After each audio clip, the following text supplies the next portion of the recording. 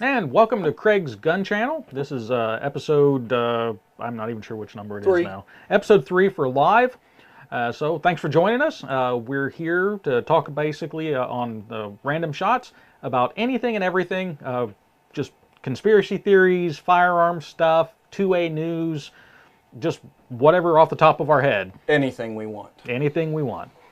So I guess we'll go ahead and get rolling. Before we really get started, I just want to make sure we put out there any comments you have, anything, make sure you let us know. We'll try to, read your comments as they go through the show, any that we, can catch. So, so appreciate if you want to be part of the show. We're more than happy to have you as part of it. So, I tell you what, I'm pissed, Craig.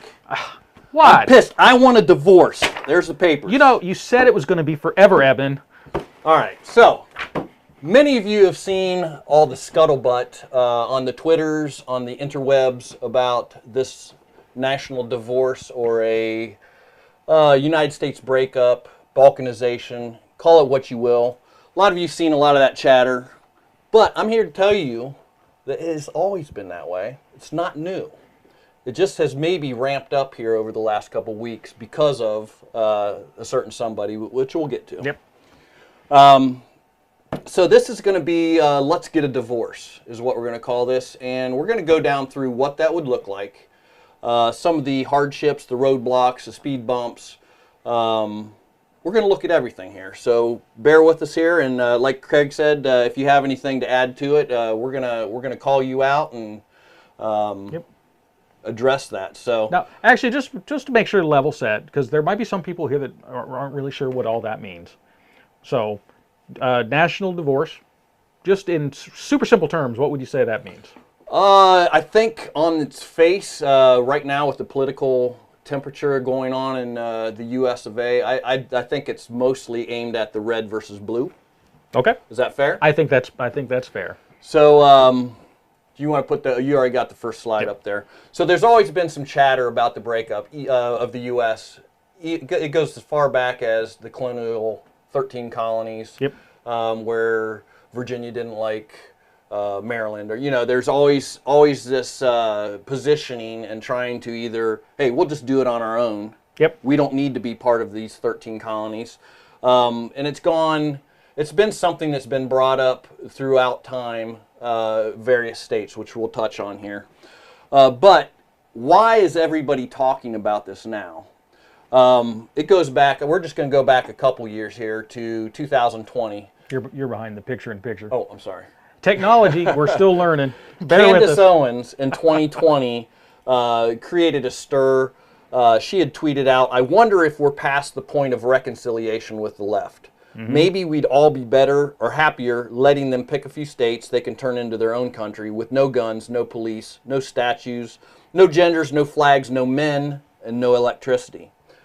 I have to agree with Candace. That's what I picture, a blue state left to their own devices. I mean, I love Candace. I love that woman. She's usually spot on with how I'm thinking about things. But let's move on. Ted Cruz made a famous statement in 2022. Senator Cruz from Texas. He said specifically about Texas, because Texas has always been in kind of the middle of these secession talks. Well, Texas, their big claim to fame is, that they can just do it on their own. They're always, and I believe they don't need anyone else. I believe they can. They've got the oil. They've got the ports. And they're bigger. Texas is bigger than most countries in Europe. That's right. That's right. So they may be onto something there. But Ted Cruz said Texas could take its oil, NASA, and go its own way. So in essence, what we just said. Yep. And then most recently, Marjorie Taylor Greene, MTG. MTG. I like her too. I mean, she's a little firecracker. But everybody's familiar with what she said, where it's time maybe to. Do I have that down here? Yeah. It's at the very bottom. Very bottom. Okay. Okay. So she called for a national divorce on February 21st tweet, which made the libs' heads explode. Why the left and right should consider a national divorce not a civil war, but a legal agreement to separate our ideological and political disagreements by states while maintaining our legal union. She added a national divorce would require a much smaller federal government with more power given to the states. That, once we button this all up, is probably the solution. But we'll get back to that. Did I miss anything up here, Craig? Nope, that's important? Nope, we're good. All right, so there are some talking heads, some senators, some important people that may have brought this up over the last 3 years, and here we are to talk about what a breakup might look like. Yep. So let's give a little history. I had alluded earlier to other states trying to break away or successfully breaking away. As far as the United States goes, historically, there's only been one state that has successfully broken away from another state or within the Union itself, and that is West Virginia breaking away from Virginia in 1863. This is, like I said, the only successful attempt. In the United States. In the United States. Yes. However, there have been 12 what we'll call real attempts that had failed in the USA that you probably didn't know about. Yeah, most people don't. And when we were doing some of the research on this, I learned some of those I was kind of familiar with. Some of them I was like, really? I had no idea. I think out of the 12, I may have heard something or had an inkling about 2 of them. Okay. So listen to this. South Nebraska. I've been there. It's a beautiful place. Any viewers out in South Nebraska? Organization of Nebraska Territory was shaped by one political operative, Thomas B. Cunning, who had powerful friends in the growing town of Council Bluffs, Iowa. So all that, I'm not going to go down through everything here, but it sparked almost a little civil war inside its own little state territory at that time. Congress, the United States came in, kind of quelled that thing. That was in 1867 that South Nebraska tried to break away. Yeah, well, one thing I need to make sure we point out here, just so everyone's kind of aware, because we'll probably get to some of this or allude to it a little bit, but let's see, where's it?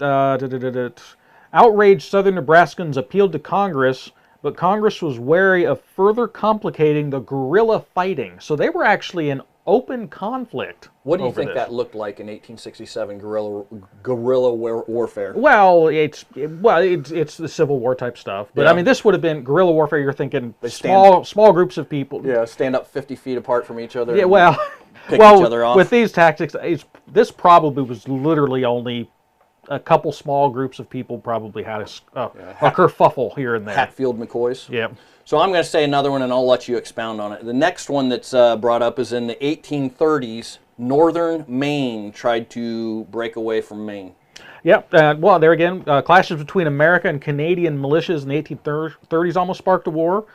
Small crisis spurred both governments to sign the Webster-Ashburton Treaty in 1842. This whole area, northern Maine, a lot of the northern territories between the U.S. and Canada have always, there's been a lot of disputes and stuff with that. Let's see, but after that whole little kerfuffle, many of the residents never felt a strong sense of attachment to the rest of the state. And all the way up into 1998, the region's U.S. Representative Henry Joy sponsored a bill to study splitting Maine in two. So some of these feelings have never went away. So it's still something that's brought up that just does not have popular support up there. Correct. But there is a contingent of the northern Mainers that would love to be part of Canada. Yep, there's still some of them out there. That's funny. Bet you didn't know that. How about South Alaska, Craig? 1880s, there were less than 500 white Americans in Alaska Territory. That itself is amazing when you think about it. Only 500 in the entire state. 1880s. That all ended during the Klondike Gold Rush, and the number ballooned to over 30,000. So that's a huge difference. So that, it looks like in 1923, President Warren G. Harding visited Alaska and declared that southern Alaska might soon become a state, kind of dangling a carrot out there. The idea was resurrected in the 1950s, but again, this is a state in a separation that never gained enough steam to actually come to fruition. So, and this one is, you know, when you stop and think about it, there again, you've got these people that live in northern Alaska, which northern Alaska is a totally different living experience, I would say, than southern Alaska. Southern Alaska is very, you know, Well, it's got the as a percentage speaking, it is heavily populated for Right. the state. Northern Alaska is super rural. I mean, and the people that live up there, just by nature of the fact that they can live up there, they're fiercely independent. So Sure. it kind of makes sense. Yep, it does. How about this one, South Florida? I've heard this is the one that I've heard a couple of little blurps about over my years historically wise. Southern Florida in 2008, is that right?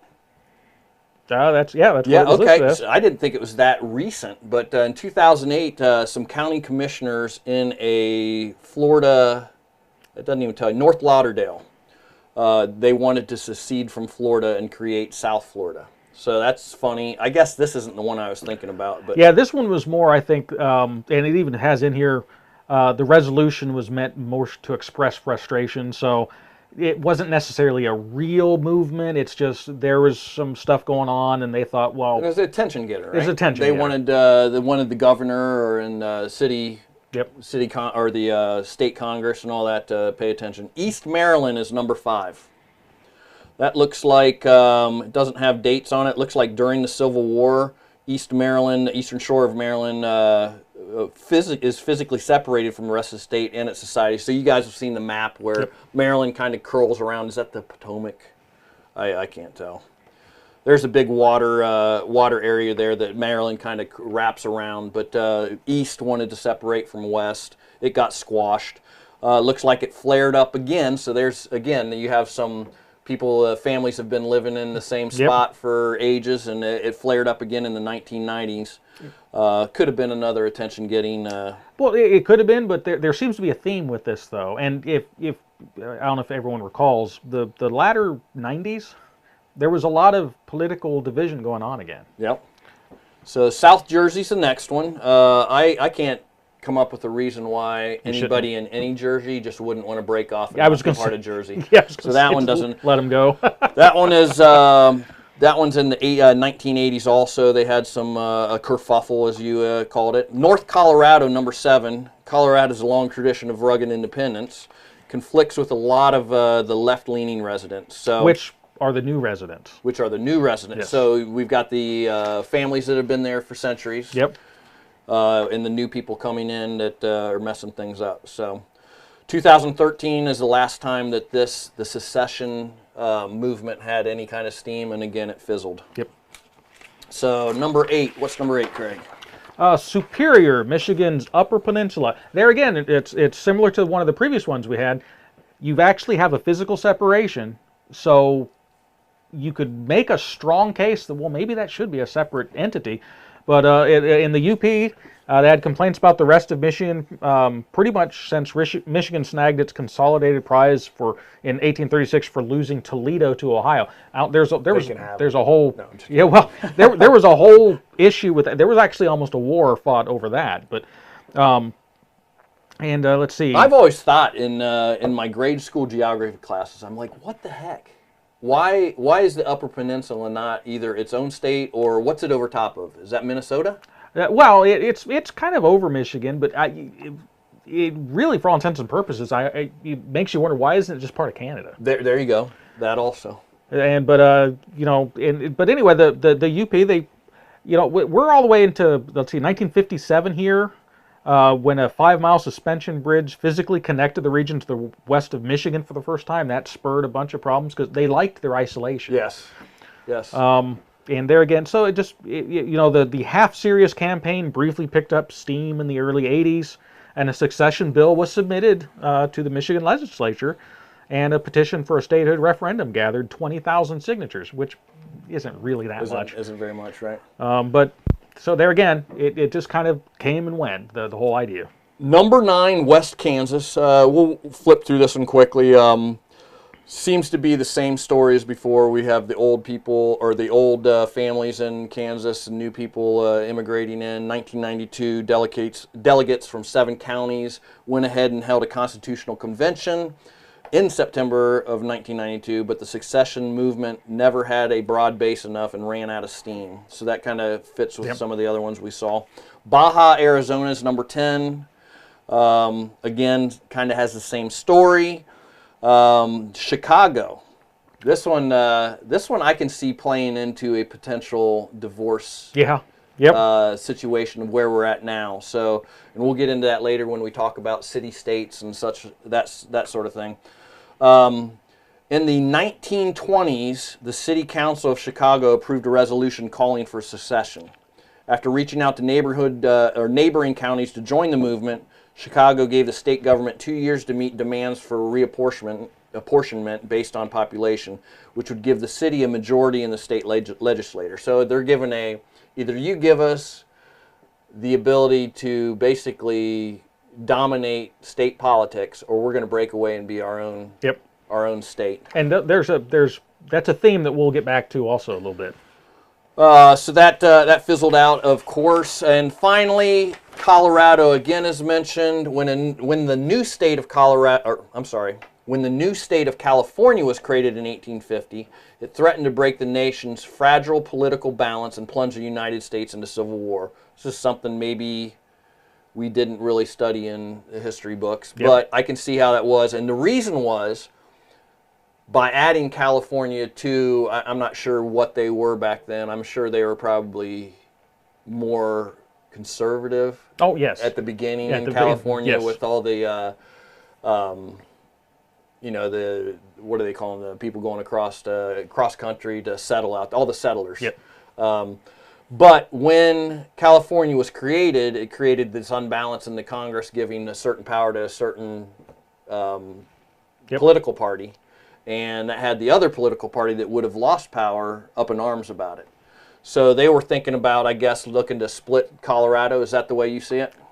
Well, yes. And there again, a lot of it, well, this one goes on to say the state government actually approved a succession law in 1859, but Congress refused to act, and the coming Civil War stopped the talk of splitting. This says California here, but so there's both of these states. There's Colorado and California. There's been this divide. Then there again, it's over political philosophies, and so I guess what we're trying to say is none of this is new. None of this is new. That's the theme on this first part. None of this is new. We Americans have developed this sense of the borders are the way the borders are. They've been that way for a measly 200 years, and they're going to be that way forever. Yep. Contraire. So let's show you a couple things here. Craig's going to run a video. Well, actually, we're going to talk about the top 10 successful successions. So those were all unsuccessful successions. In the United States. In the United States. And there have been some successful successions, there was, we had West Virginia here in the States, but talking from a more global perspective, and the first one actually has to do with the United States. The very first one we have listed there is the 13 American colonies leaving the United Kingdom. That was actually a succession. It was the American Revolutionary War, and it was an act of succession, or was it an act of patriots defeating a foreign imperial power? I mean, it's... So I've always thought of the revolution as being misnamed. It wasn't really a revolution because the colonies were never part of Britain anyways. I mean, they were... Well, they kind of were, because Britain colonized the States. Okay, I get that, but it was a revolution. I think of it as a underdog overthrowing the government. They didn't overthrow the British government. No, they didn't. They just shooed the government out of their territory. Exactly. Which doesn't tell me that it's a revolution. It's more of a secession. It is, yeah. And they go back and forth on it. Was that a succession or was that a revolution? We call it the Revolutionary War, I think, because it makes it sound more romantic or rah-rah. Yeah. I mean, the reality is we didn't even really win the Revolutionary War. England just decided to quit fighting it. That's right. I mean, that's why we had the War of 1812, because they basically said, well, let's go for another round. Buyer's remorse. And then same thing happened with that. It's still hard now, but then it's incredibly difficult to send an army on little wooden boats across a great big ocean and expect to have a fighting force and then be able to supply that fighting force. So honestly, the Revolutionary War wouldn't work today. No, I mean, that's still, anytime you have a body of water that's separating you. Heck, it was Germany could not invade Britain because of the small little strait. Yeah, and it's like what, 12 miles? People can swim across it, and the Germans could not figure out how to invade England from that shore. Yep. So having a expanse such as Atlantic Ocean or the Pacific to try to traverse in order to invade someplace is testament to why Britain kind of had, not apathy, but they just ran out of steam. Attrition. They just finally just gave up, and so, we won. Okay, and I prefer to think of it that way as well because it's more patriotic, but the reality is England just kind of gave up. That's right. So that's our first example of a successful secession, and I think it only bears to be number one because it's us. I mean, the second one, you want to hit that one? Former Soviet republics leaving the Russian Federation. By 1990, the largest experiment with socialism to date was rapidly failing for all the world to see. In 1991, a last gasp military coup was attempted to no avail. And 14 independent polities moved quickly to leave, or individual countries. What was left of the Soviet Union before Russia could settle into the USSR's old place as the world power. So that is maybe one of the more famous secessions. I believe that one was pretty bloody. I'm sure we'll never know the true numbers or the true horrors that happened in that whole disbandment or leading up to it. Good old Mikhail Gorbachev ended up seeing the writing on the wall, and if he wasn't going to do it, there was going to be a lot more deaths and destruction and suffering. So that's our second successful secession. Number three? Yeah, now they start to dwindle a lot smaller in scope, and people those are the big knowing dogs about them. Those are the big dogs. Next one is Algeria leaving France. Much like the war between the UK and 13 of the North American colonies, the French viewed their war with Algeria, 1954 to 1962, as being one fought between French factions. Then Algeria succeeded in seceding. Boy, that's kind of hard to say. Say that 10 times. And it was viewed as a region like any other republic, at least by the vast majority of the people living in the area. So they were successfully able to withdraw from France. So number four? Number four, we got East Timor. Never heard of it, leaving Indonesia. I'm sure nobody else has. Indonesia, and I can pick that out on a map, but finding East Timor, I'm afraid I'm going to fail. And this one's even relatively recent, 2002. Wow.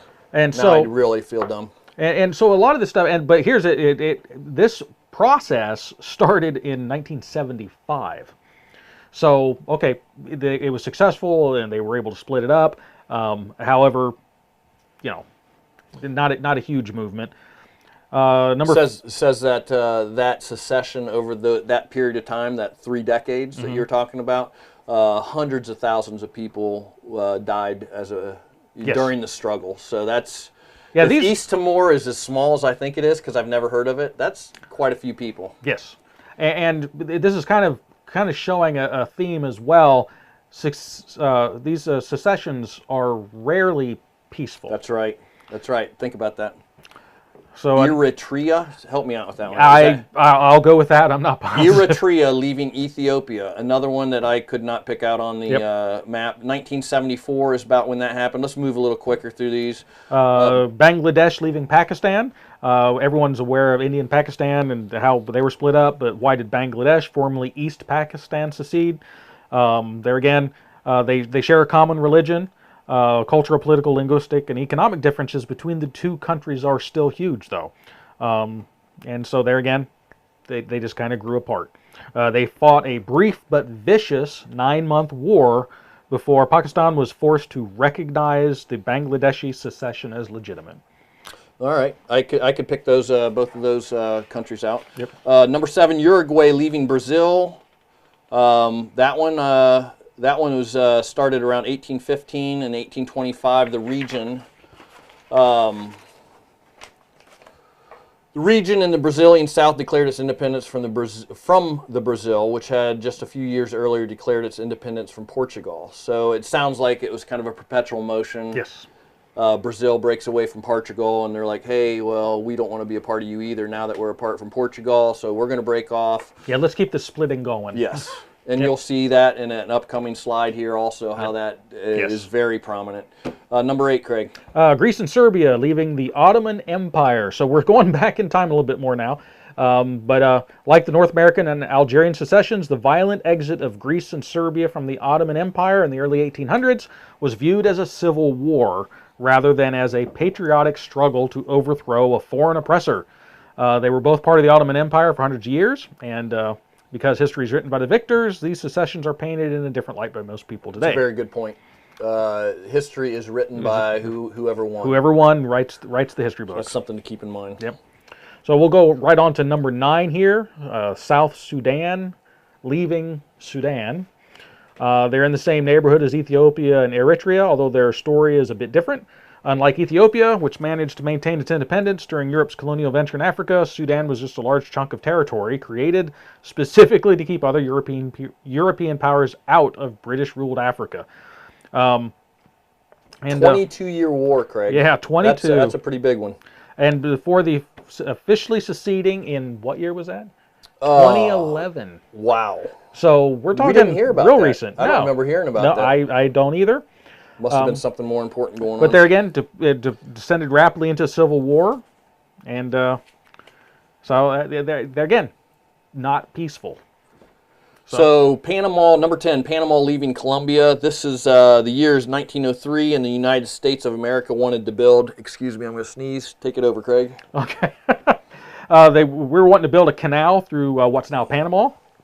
At the time, Panama was part of Colombia, which itself was just coming out of a 4-year civil war. The Panamanian factions that supported secession did so because they really wanted the canal to be completed, and the Colombian government had been dragging its feet. This sounds like it has the tinges of United States involvement in the politics of getting Panama to break away in order to have that access. Yes, there was some of that going on because people were dragging their feet, and we really wanted that. We'd never do that, would we? No. We'd never nation influence. build. Nope, never happened.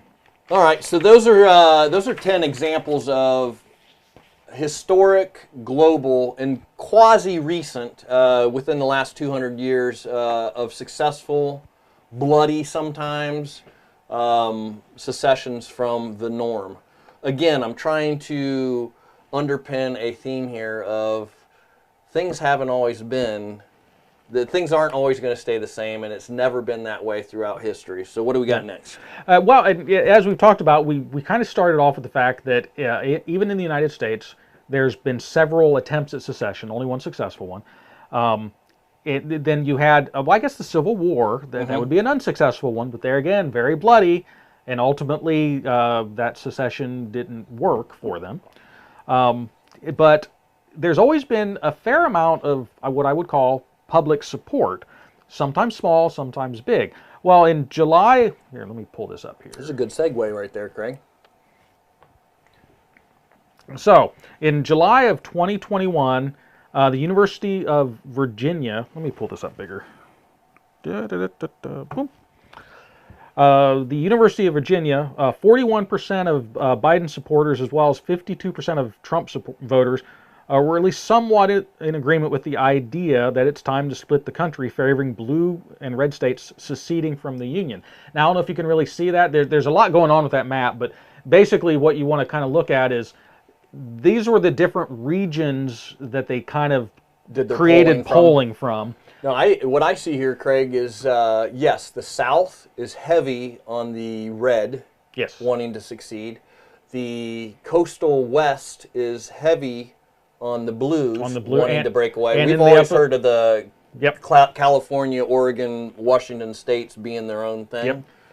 And then basically everywhere else is kind of in the same percentages. And then there's an overall percentage by the time you adjust both those populations. So like in the you got the southeast over there, 66% of Republicans and 50% of the purples, independents and stuff. But those are of those voting blocks. The net population percentage would have been the number that's kind of spiked out. That's 44%.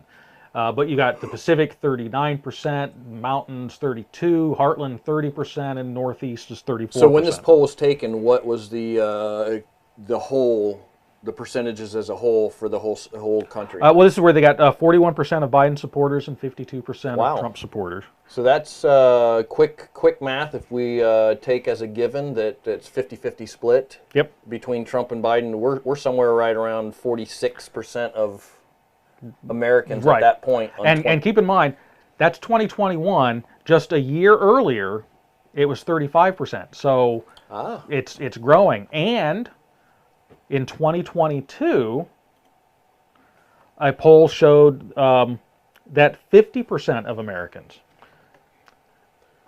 50% of Americans, this is kind of a sidebar, but they expect a civil war. Well, that's true. That's not necessarily supporting it, but they're... But it's in their mind. But it's in their mind. It's something that they're concerned about. So that is a snippet right there of 3 different polls that kind of show the temperament or where people's minds are when it comes to national divorce or where are we headed as a nation. Yep. That's why I put those in there. So a lot of, you may hear somebody, can I go to the next one? Sure, Did you have something? Balkanization, you may have heard that term, and unless you paid attention to Russia or USSR breaking up into, or Balkanizing back in the 80s, 90s, you may not have heard that word again until just here recently. Balkanization is a division or a fragmentation of larger sovereign countries or regions into smaller, often ethnically similar countries or regions. Yep. This phrase, balkanization, or word balkanization, was coined in the 19th century. The term comes from the breakup of the Balkan Peninsula, then ruled by the Ottoman Empire. So there's a little history nugget for you. Yep. Case in point here is, from the beginning of history, borders have been constantly fluctuating. Right. They're changing all the time. And you can see it at a local level. I mean, you have your small town, your community, your city, and they're always kind of, as the population grows, they need to kind of get bigger, so they annex bigger tax land. base. So those borders are all changing. Now those are what I would call very peaceful, acquisitions or changes. But a lot of these have been done by outright, taking over. One country taking over another one, or infighting to create from one country becomes 2 or 3 or however many.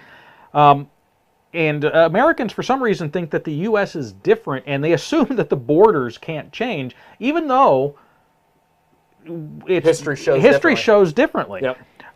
So that's the problem I have with it, is that the people that are discussing this in the Twitter spaces or whatever now, you'll have one side that's like, America will never be this way. You will never break up.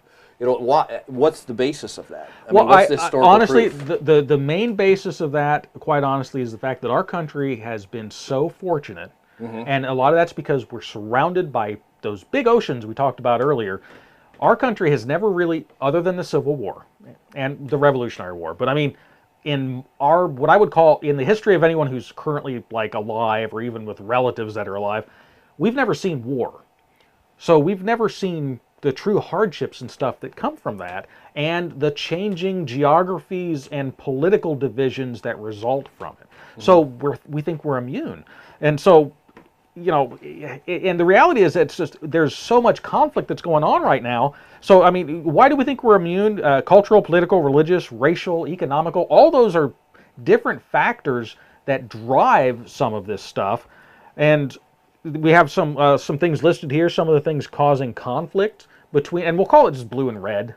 Yeah, because that's where the conversation's coming from. That's where the conversation's coming from. MGT or MTG it brought it up between red and blue states. Yeah, and there's some major differences that we have. We're not talking about just well, I don't like that color. Right. Now we've got here, what some of the. Go ahead and list what you. Well, I want to lay it out what I think real quick. Okay. So there's a fundamental difference between a conservative mindset.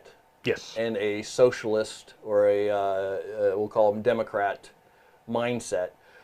Conservative, by and large, and there are some people that are out there that ruin it for us, but by and large, a conservative mindset is do what you want, let me do what I want, and leave me the hell alone. Yep. The flip side of that, socialism is driven by enforcing your desires, or the way your mindset or your laws, everything, enforcing the way you believe things should have to be done on everybody else. As an example, you will acknowledge and, let's just say, praise the LGBT thing because that's what we believe in. You know, I don't care if you're into the LGBT. That good for you. Good for you. Do what you want to do over there. You live your life, but that's the difference. They want to impose it on us to the point of, this is just an example of their, or higher taxes. The progressives believe that the higher taxes that's the only way you create community and one for all and all for one type of. You need to tax at a high rate and offer all these rights that aren't really rights to every it goes farther than that even, because with a more progressive or liberal or leftist or Democrat, however you want to phrase it, taxes are more than just a means of generating revenue. That's a way that you balance out things to make it fair. That's a way you allow someone that if you feel in your worldview that someone has maybe gotten too much of an advantage, they're too greedy or something, well, you just tax them more. And you know, as a form of punishment, but you take it from them. It's kind of like the Robin Hood philosophy. You take from the rich and give to the poor, and to try to make things all equal. But that rarely works. So that kind of goes into the thing here. What are some things causing conflict between blue and red? Taxes. Taxes is one of the very first ones. Very different idea on taxes. You have Florida that is a state-free tax, a state tax-free state. There's some others out there versus other state taxes, i.e. Chicago or Illinois, California. New York, very high taxes. Connecticut, if you work for a company that's based in Connecticut and you just work even one day in Connecticut, like you travel there on business, they get a percentage of your yearly tax. Is that right? That you have to pay state tax. I did not know that. So that's just taxes. Education's another big one. Big one. The big push right now is to keep CRT out of our schools. Public schools being a festering groomer. You know, forcing that whole mindset on, and the truth is every state, whether it's California, New York, or the reddest of red, Florida, or every state has some of the other color politic people living right next. So the expanse of how far, the polarization between, even on education, of how a conservative wants their kid to learn reading, writing, and arithmetic. Yeah, conservatives want their kids to be educated on how to learn, not, and I'm just going to go ahead and say that because you're already trampling on it too. We're going to get probably flagged all over the place. Not indoctrinated on how to think. Right. The conservatives want to teach the process, how to think, not what to think. That's right. And we want it to get them ready for adult life. For adult life, to be able to be productive members of society. We don't want our kids sexualized at 5 years old. Right. I'm not going to get deep into it, like you said. Entitlements is another reason why, and this is something that the left is coming unglued about. If there was a national divorce, they always bring up, like, Mississippi, how Mississippi pays $1 in taxes, and for every $1 in tax they pay, they get $3 back. Yep. But it goes both ways. Yes. They cherry pick on poor Mississippi, but if you actually, and I don't have that map here, but if you actually pull that up on the Googles, you will see that there are blue states that are doing the same thing, and there's some very prosperous blue states that are actually one for one, and there's red states there's things that they don't take into consideration. The retirement age. When you retire, you pay much less taxes than when you're a working person. They don't take into effect military bases where there are tax-free benefits to being in the military. So this is just on its face there's all kinds of holes in this claim from the left that if we separated between red and blue states, we owe the red that owes the blue back taxes for all the variances, but it's just not. It's not true. Yep. And well, there again, you'd mentioned military involvement. So there's some of that as well. Just jobs in general. There are some types of jobs that are only done in certain states. That's right. Yeah, just agricultural perhaps, and some of it's just been by the nature of happenstance, like Silicon Valley. It just ended up being where it is because it was, and then that's where it is now. And then everybody that wanted to be in that segment would move there to be in close with the people that can make their business grow. Some of the other things that cause conflicts, the Bill of Rights. I mean, and I'll just come out and say it. I mean, we're a gun channel. Well, supposed to be. We talk about a lot of stuff more than guns now. But Second Amendment. Most conservatives, what I would call the red state people, firmly, solidly behind the Second Amendment. Most blue state want it abolished. They want it gone. They don't think we should have the Second Amendment. So, there's some major differences there. And even you can go even to something that's not so black and white there. You've got, obviously, black and white guns, Second Amendment. But how about the right of free speech? Yes.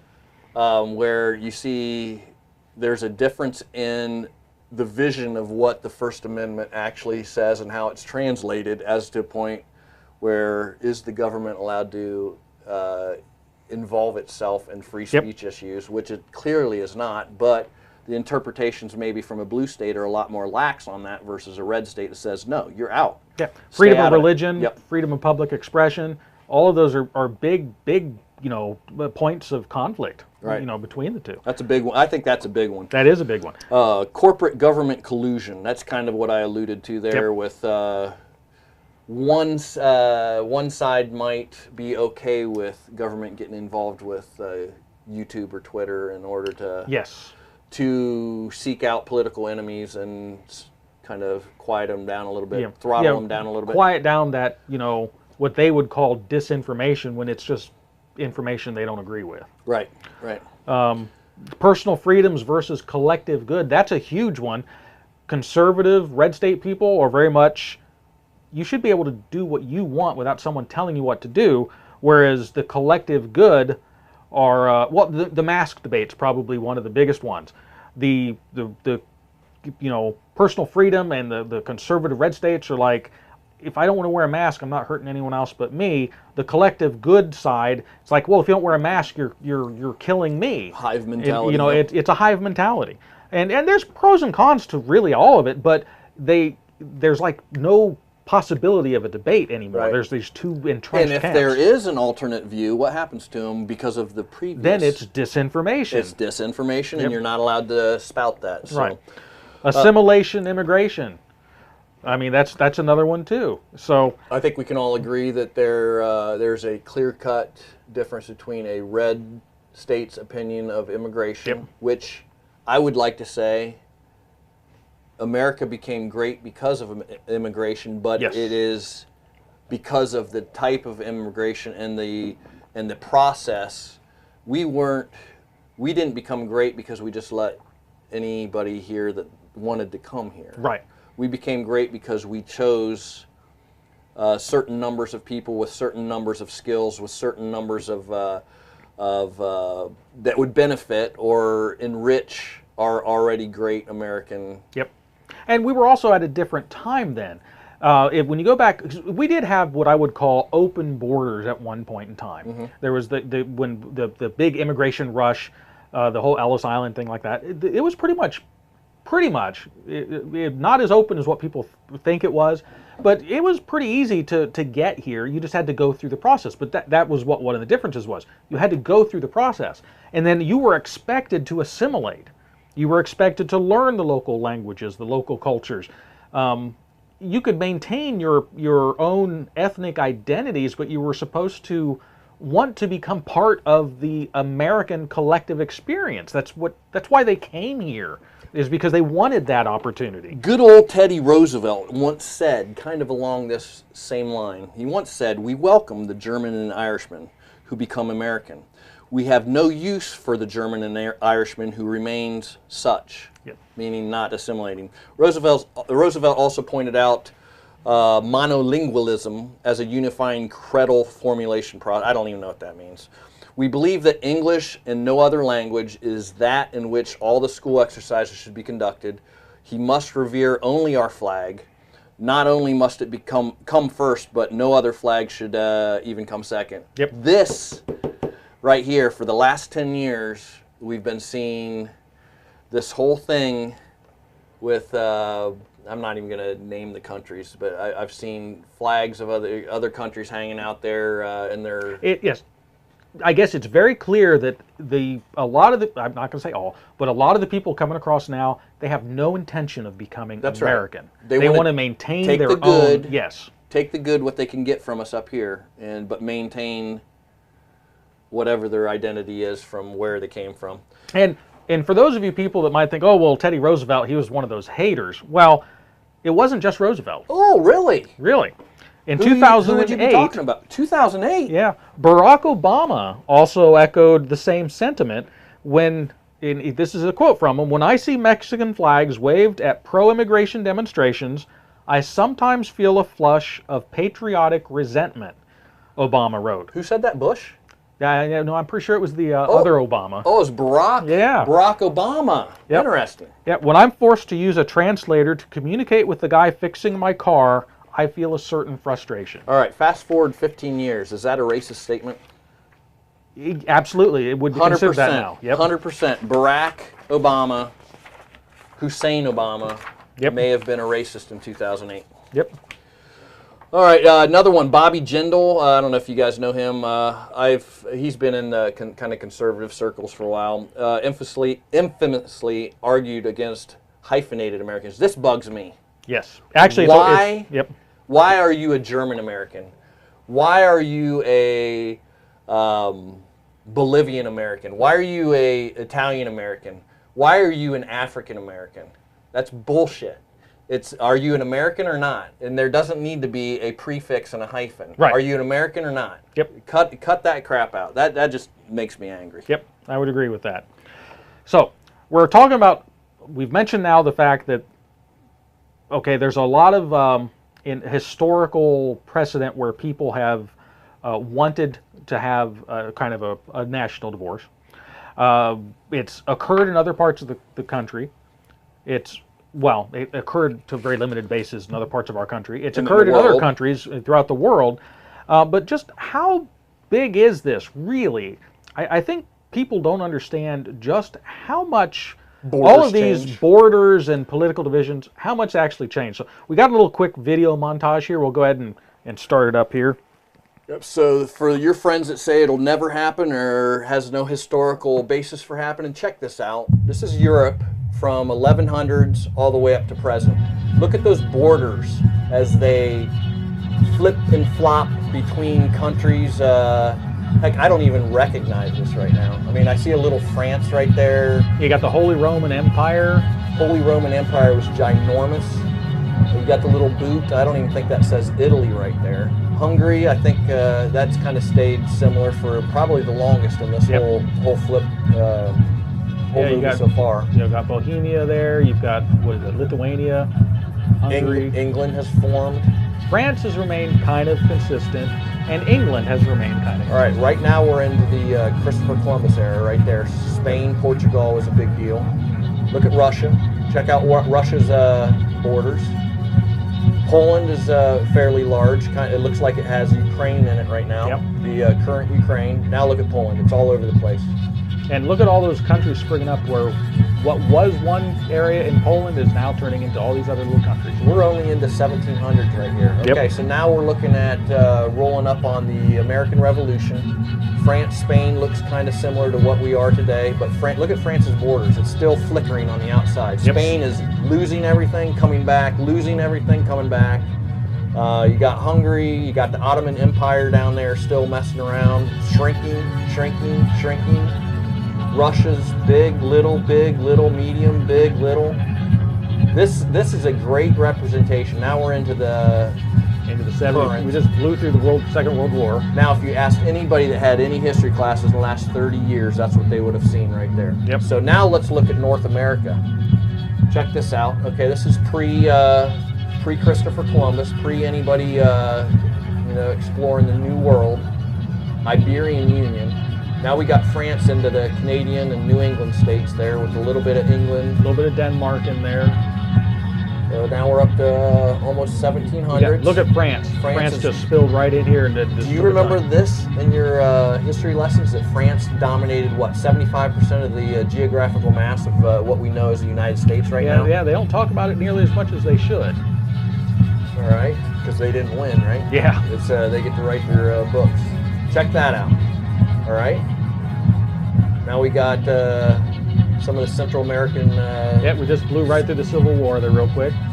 Now all these territories turning into states. And here we are in current times, and it's still changing. Here we are mid 20th century, and we still have some stuff flipping around in Central America. Yep. So there's another representation right there. Check this one out. This is an American. This is blowing up only American, how it changed. LA territory, or Louisiana territory, Missouri separates from that. You got Oregon country, then Oregon territory. Look at Minnesota. Look at Utah.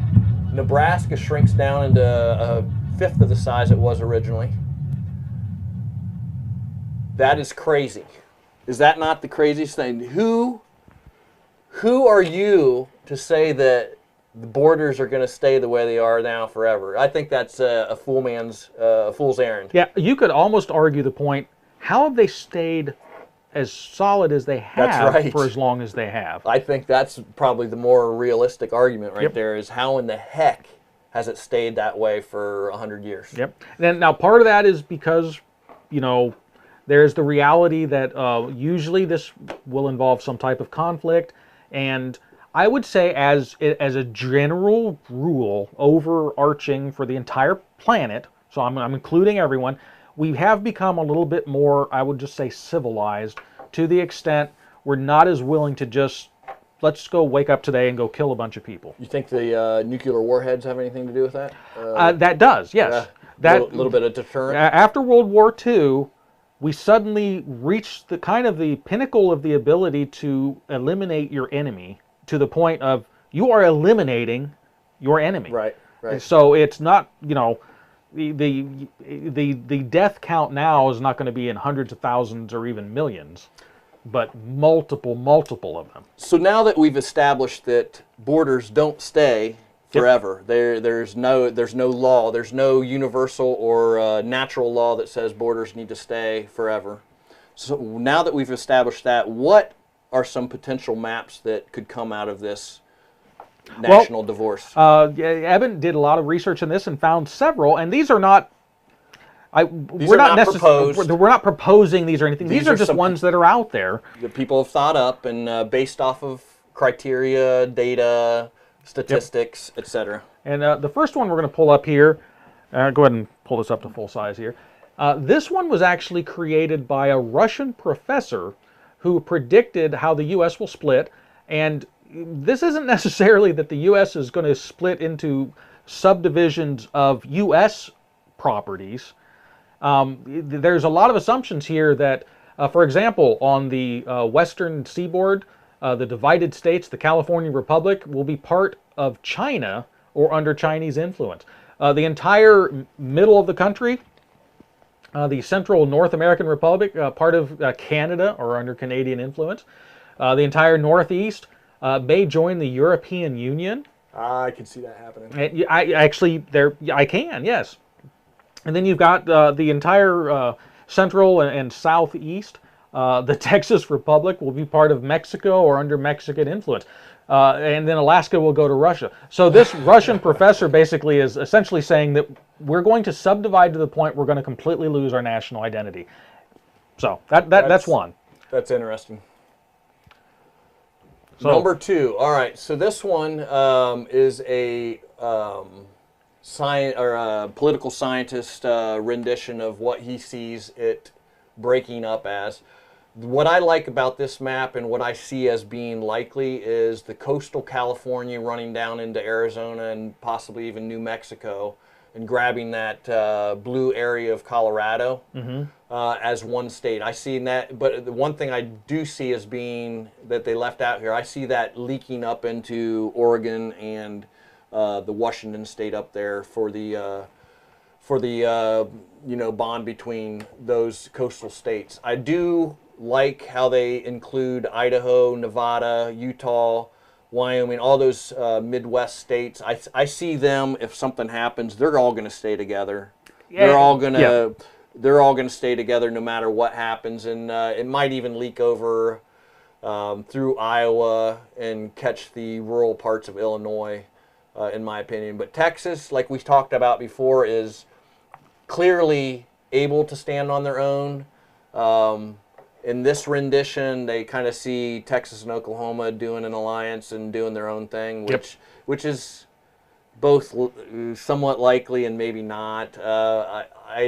You'll see in a couple of the maps later that they kind of do that whole southern seaboard thing. But this is an interesting map to look at too. Let's look at the next one. So this one, this is what I see as likely. This is what I see a landmass separating.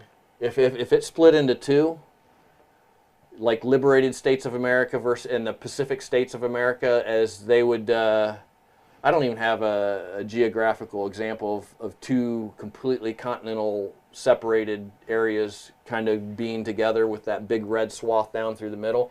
But this is how I see it. This is how I see it going, something like this. I see California, New York, and Michigan and Illinois breaking away, and then some of the other red states saying, hey, I want to be a part of you. Don't leave me here with a bunch of these rednecks. Yep. Right? So I'm sometimes inclined to think that it would be a two-country solution if we were to go this route. Yeah, I could kind of see that. Now, they kind of have that split up to where there's a couple different geographies, but I think the intent of this, by using the colors, is to kind of show the overall mindset that there would be a couple distinctions as far as the geographies. Right. So you'll have not just two geographies, they've got like 3 or 4, but the government would be kind of centralized amongst those. So this is assuming that breaks are happening along state borders. Yes. Which is highly... very unlikely. Yes, thank you. That's the better way of saying it. It's to think that states, a state like, let's say, Illinois, who if you take... or if you take Chicago out of Illinois, it's red. Yeah. Well, actually, we'll get to that. We'll get to that. Okay. So this one is just another example. I'll go ahead and pull this up here. There again, this is just kind of split, and there again, very much going by state geographies, and this is just showing some different geography areas. There again, I think the likelihood of having these nice, clean borders at state lines, very unlikely. Right. But for from an overall perspective, I kind of see where they're going as far as the different mindsets. Well, this map is not actually made up for somebody for succession. It's actually just broken up nicely. It's an actual some different regions. It's a geography map that actually breaks it up kind of nicely for this talk. Right, so, but I could see this though as being a likely scenario, because having been to a lot of those different states, there is some similar mindsets in there. Mm-hmm. Now, there are some differences. I mean, obviously, you've got like Illinois and Michigan, Wisconsin, and Ohio all lumped together. That probably wouldn't happen. Right. Ohio would probably go crater down in the middle, like down 71, and probably Ohio will just cease to exist. Yes. Let's be honest. Let's go to the next one. Okay, so and that brings up, those were some of the main kind of artist conceptions of what it might look like, but really, how would it work? I mean, there's a lot to put into this, and the first one I'm going to go to, just the question, would it break into 2 countries, 5 countries, 50 countries? Would each state become their own? Well, if history's an indicator, look at USSR to Russia. Yeah. What'd that break it? Was it 16 or 13 countries? I don't remember the exact number, but we'll just look at that historical perspective. How you had these larger land masses, they split up into dozens of little countries. So, I mean, it's really hard to say. But then there's a lot of other things that would be kind of problematic. And one of the first ones there, I'll go ahead and pull up the picture. You can go ahead and... The military. So this would be a big one. So the military has influence and bases all across not only continental U.S., but all across the world. Yep. How do those get broke up? Yeah, because, we are there again, there's a difference in mentality between the two camps on, well, what should our military be doing? Right. But the reality is, no matter how you want to, what your thought is on it, the reality is We are a global presence. I hate to use the term like police force, but unfortunately it's been the case. We have military presence in the form of actual physical bases or deployed troops and divisions, things like that, all over the planet. So those bubbles, if you look closely at what I've got on the screen there is, looks like 101 bases near Japan in the Pacific. 101 bases? Well, those are bases and installations. So some of those installations will literally be as small as like a building. Okay. But still, right? Yeah, because if you look at the United States, there's 5,904. We don't have nearly that many bases. Okay, so these could be just a military outpost. Right, outpost installations, satellite receiving stations, things like that. Number stations, if you heard of those. Look into Europe there, 309, and that's just looks like it's poking at maybe France? Yeah, probably around or France, Germany, maybe? Yep. Okay, but that's which this isn't. I'm not going to even venture to say that I have a solution or a suggestion on this. This is hard. This is a hard question. The military. Some would say each state has its own reserve, and then donates. I don't want to say donates. That's not the right word, but gives a certain amount of troops to the United. Yep. What used to be the United States, but we still help defend each other on a loose agreement. That's a huge problem. Just that alone is a huge problem. How do you subdivide that? Who controls the military? So let's just play the game. Every state turns into its own country. Do you have like a little mini United Nations in the United States where they all get together, all those 50 states, and they all vote on what the military is going to do? Yeah. My goodness, because training aside, but I'm talking just what are we going to use them for? That would basically be, we'd split up into 50 National Guards, which we have, 50 National Guards, but if that's the entire military... So what do you think, did you hear the story about Governor DeSantis proposing a bill to supply a certain amount of dollars to fund a Florida National Guard that would be separate from the other National Guard for specifically Florida situations? I vaguely heard something like that. Only the Florida governor would have control over. So it wouldn't be part of the actual National Guard that could be called up? Yes, it'd be the Florida National Guard where only Florida would dictate where they go. That's in the recent news. But I wonder if DeSantis has a little bit of foreshadowing ability to look into the future and say, hey, this is a possibility. Maybe I should start preparing. That could very well be, because, I mean, that's kind of heading down that path. Yeah. Where they've got their own because right now the National Guard can be called up and federalized. And they can call up the Ohio. They can call up the Ohio National Guard. Most of our military deployments that have happened in the Middle East, they've been Guard units. That's right. That have been called up. So there again, the whole military. That's a huge problem, and that's just one aspect. So there's another one here. We'll go ahead and pull up, and I'll go ahead and make this bigger. This map, in case it's kind of hard to kind of tell. So don't look at the gray. The gray is that's the land that most people think of. Private owned. That's private owned. All the different colors, that's all federal lands of various types. You got Bureau of Land Management, which is huge. Fish and Wildlife Service, National Forest Service, National Park Services, Bureau of Indian Affairs, Bureau of Reclamation, Department of Defense, and the Tennessee Valley Authority. That's a lot of land. Who gets that? So that brings up the second big one here that I put on my bullet points is federal lands. How do those get divvied up? Right. I mean, how do you split it up? There's a lot of resources and stuff in there. How does that? It's there again. That's a huge question in and of itself. I think that one would be easier to manage than the military aspect of it, just because geographically. I mean, obviously, it'd go away from national into the new territory. I think. I mean, that'd be easier to me. Of course, I'm going to miss the Grand Canyon. Well, and there will be some of that. Right now, Yellowstone. Yeah. Right now, we're used to. We've been spoiled in this country. We live in Ohio. Okay, I've been to every state in the United States. we can just get in your car.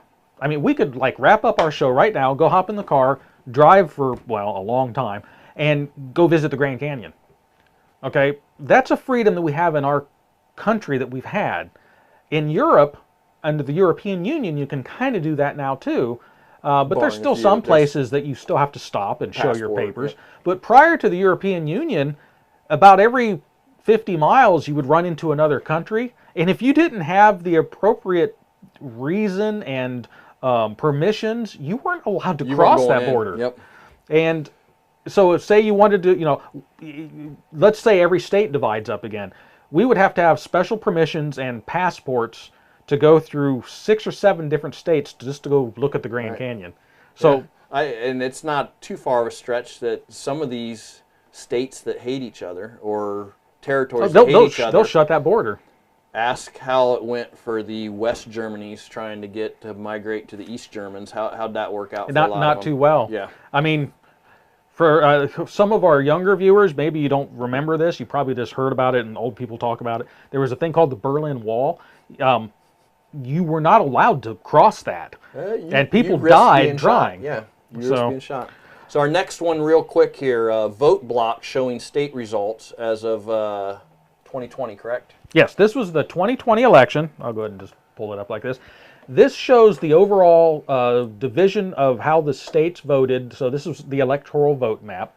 And you can see it's a nice, you got these nice little blue states and red states. And if you notice some of those earlier, maps of how the national divorce would occur, it kind of go along those lines. It kind of goes along those lines, and so it looks like it could be nice and neat. But there's one major problem with that. What is it, Craig? Well, we have listed here. I just love the phrase we have here.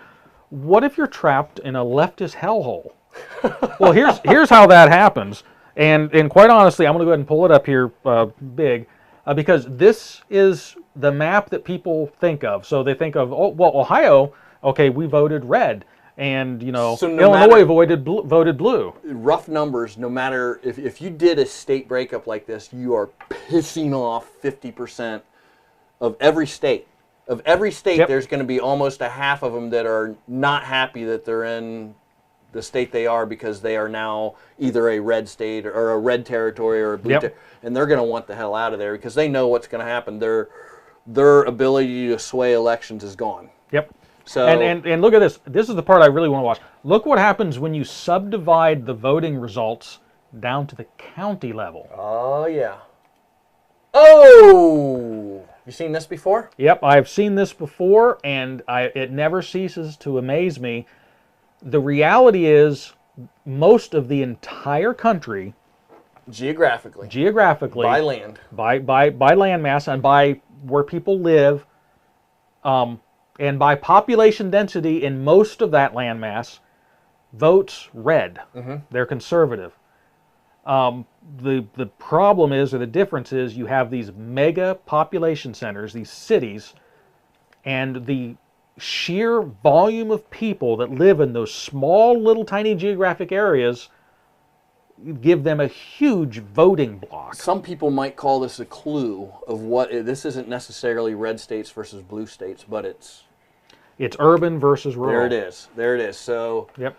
If you go back, can you go back one map? Yep. So the fact that let's pick a state here. The fact that Utah is red in this, and I don't have the stats in front of me, they may have won the governorship on a 50.2% to 49.8% margin, like a sliver.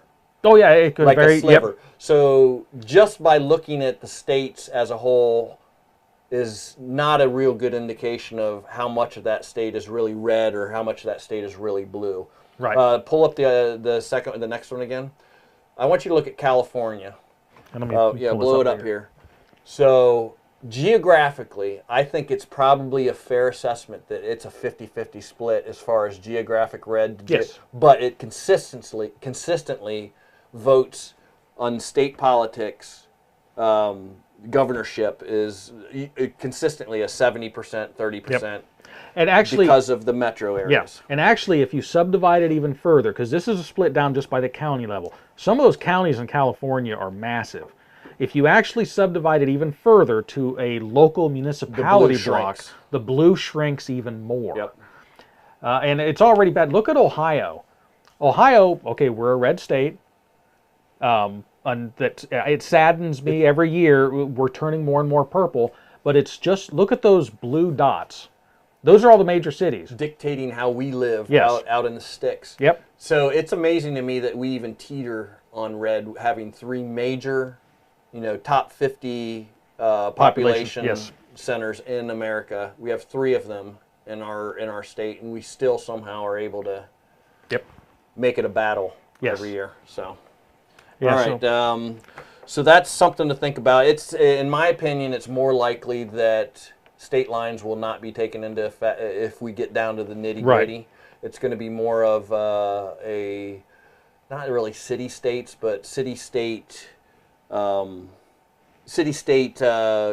of molded into geographic areas where blue is dominant. It's Yes. not gonna necessarily follow state lines. In my opinion, It's not gonna. It's going to be these weird little blobby shapes that is going to. Well, here's the reality: more Trump voters actually live in blue states than in red ones, Yeah. because it's by population density. So some of these states that vote blue, they voted blue because the population density of those cities is more, it's more blue. Yep. But the slightly less percentage of that population that is still red makes up a huge percentage of the actual red voting bloc. That's true. So that goes back to that question: what the heck do I do if I get stuck in a libtard hellhole? Yep. I mean, So my suggestion is, and I don't know how possible this is that there's a trading post, a national trading post. You put you get your property assessed by an assessor. It's worth $350,000. so you swap with someone Yes. of equal. Yes. Okay, I could And actually see something have like a that. database like that where it happens. It's equal for equal based on how much a dollar's worth in Ohio. Let's say I wanted to move to Texas. What's an Ohio my house worth, and what would that be worth in Texas? Because there are some differences in cost of living. And have that swap, have the ability. It'd be like you youngins that are doing the Tinder swipe left, swipe right. You make a match. Yeah. And a month later you guys swap states. My thing on that is, even if that was something that was up there, I believe that the blue states are not going to be interested in letting you leave. They're going to do what they can to make your life hell and keep you there right where you're at. Well, and that's already happening. They'll conveniently find a little glitch in the system that, sorry, Craig, you can't go this month. Maybe next month. Maybe next month. Just keep trying. We're going to try to get you down there. Yeah, we're rooting for until you. you just give up. Yeah, because, I mean, well, in our last episode, we talked about migration that's already occurring. And a lot of this migration where people were leaving these blue states and going to red states is causing a financial problem for these blue states. Because a lot of these people that are leaving, let's be honest, they're the productive people that are earning a fair amount of money. And it's not just income, it's the brain power. A lot of these blue states, they have a real problem on their hands. That kind of segues to our next thing that is more on a national scale. How do you split up this ginormous national debt? Check this out. So this is up to date, Can you read real that? time. I don't think so. Can you Not. blow that up? Yeah. This is the U.S. debt clock, and we are at. It's not running right now, is it? No, this is just a okay, snapshot. this is taken yesterday. So $31 trillion U.S. debt. How does that get broke up, Craig?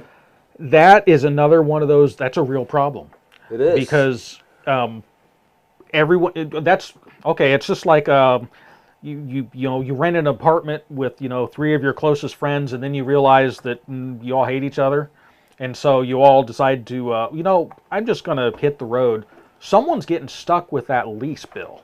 Oh, yeah. And how do we split that up? Do we actually just go ahead and, just split it up, and like you look at that debt clock and, it actually splits it down to the amount of money per taxpayer, the amount of money per just person. And these figures are not, if anyone who hasn't seen that, just Google debt clock. The numbers are they're petrifying. How much money is owed? They actually break it down as per how much is owed per individual U.S. citizen too, which is astronomical. I can't find it on there right now, but I'm going to be pissed if I have to pay for the blue speckled warbling toad.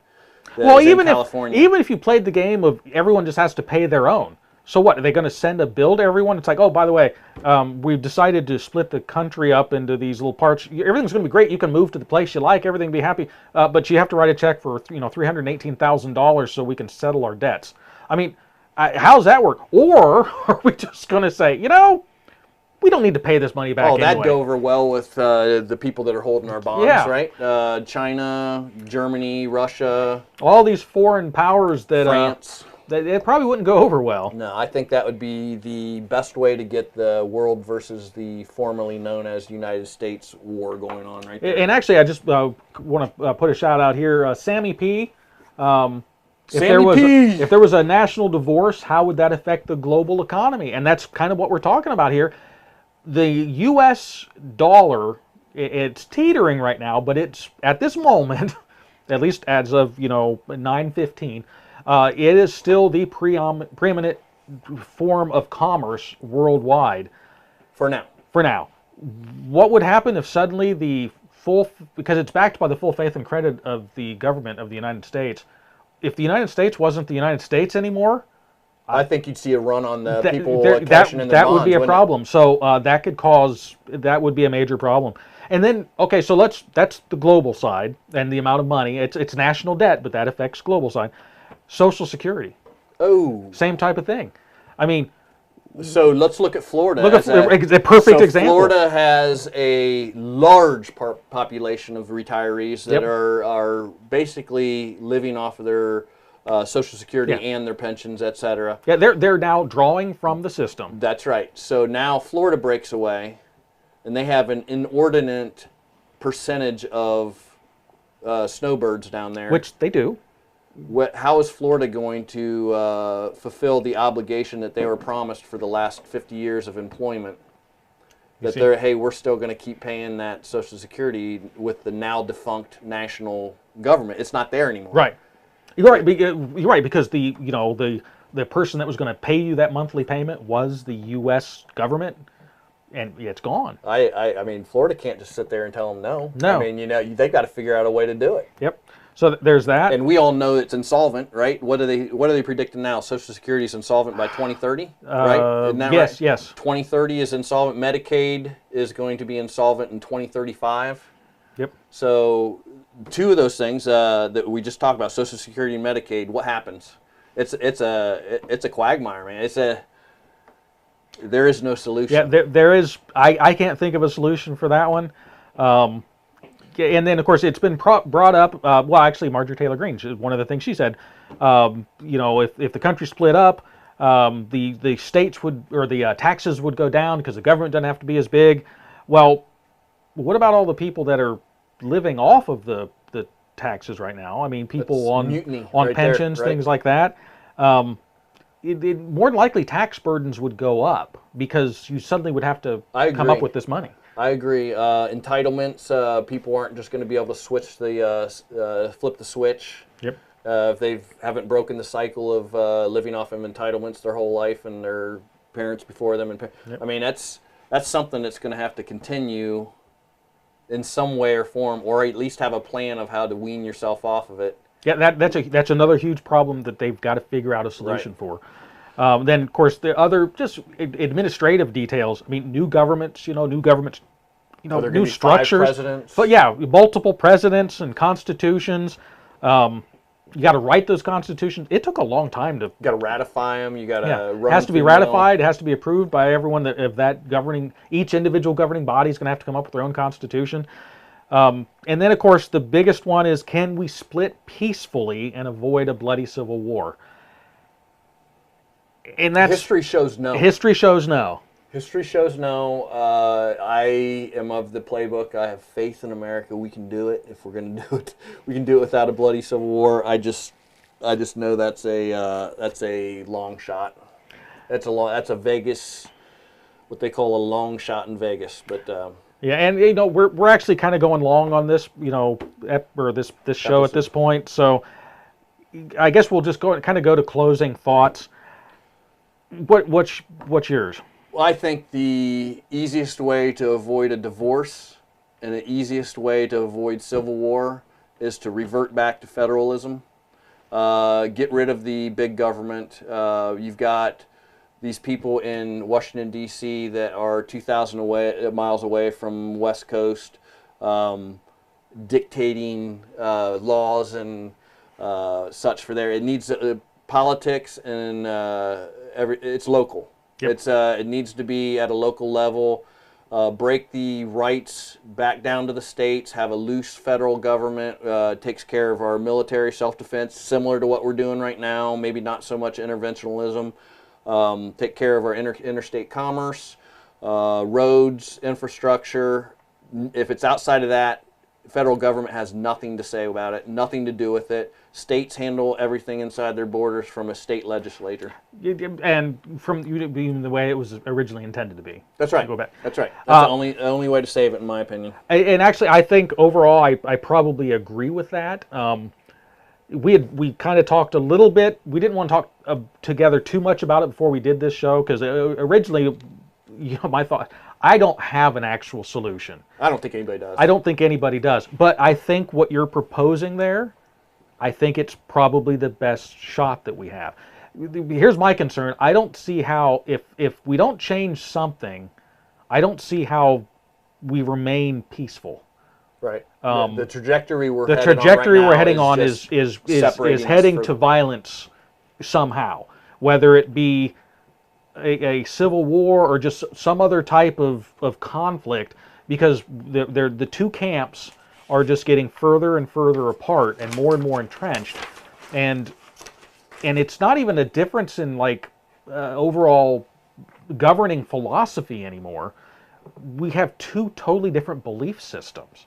And to be fair, it is politically beneficial for either side to shine the light on the other side and fan the flames of hatred. Oh yes, well, especially because most politicians these days, their goal is to what? Get reelected. That's right. So what's the easiest way to do that? You just stoke the fires in that base, and that just keeps driving it away. Honestly, term limits would even help. So what better way to reduce all that? You know what? I would venture to say that most of us could name 10, 15 congressmen, maybe 5 to 10 senators, most of the high-end executive branch, and maybe half of the Supreme Court, just off the top of our heads, we could ram. Can you do that with your state? That's how focused and centralized federal government has come to just the average Joe. Yep. It's we pay attention to a national government because the national government has become so strong and so powerful, and has had a hand in our lives. Yes. All the way down here at average Joe land, Ohio. Yep. That they have demanded our focus because they're into everything we do. ATF brace rules. I mean, a nationwide brace rule where that should be a state, local thing that they decide locally. Well, it shouldn't even be a thing, but aside from that, yes, that should be something settled at the states. That was always the intent of the Founding Fathers, and by having it be at a state level, if you decide you don't like how things are being ran in your area, go to another one. Yep. But the way it is now, no matter where you go, you run into the same problems. My point was, can you name 10 no, U.S. I can't. congressmen? I can't. Or not U.S., but Ohio congressmen? No. 5 Ohio senators? Nope. I only know. Can you name anybody other than DeWine? Jordan? No, I probably couldn't. No. Secretary of State. I even looked some up on for another segment I'm doing, and honestly, I can't even remember their names. Proof positive that we are more focused on national. We're giving them that power. Yes. And it's up to us to take it back and get it into the state. Yep. Get it into the states. So. I'll tell you what, we're going way long on this, so we'll go ahead and wrap up there. I don't know if we've solved anything. No. But it's all things to think about, and it's also, keep all of the stuff in mind. It's real easy to say, yeah, we just need to go ahead and just like split up and do our own thing. Think about what that would mean. Think about what it really means. And what would have to be done in order to make it? There's just so many intertwined. So many. Just it's amazing. Well, just think about an actual divorce. All of the ugliness and difficulty that ensues from that, and that's just two people. That's right. There it is. Now multiply that by millions, and that's. So just keep that in mind. As always, send any comments you have. We do have a couple that came in here. Let's see.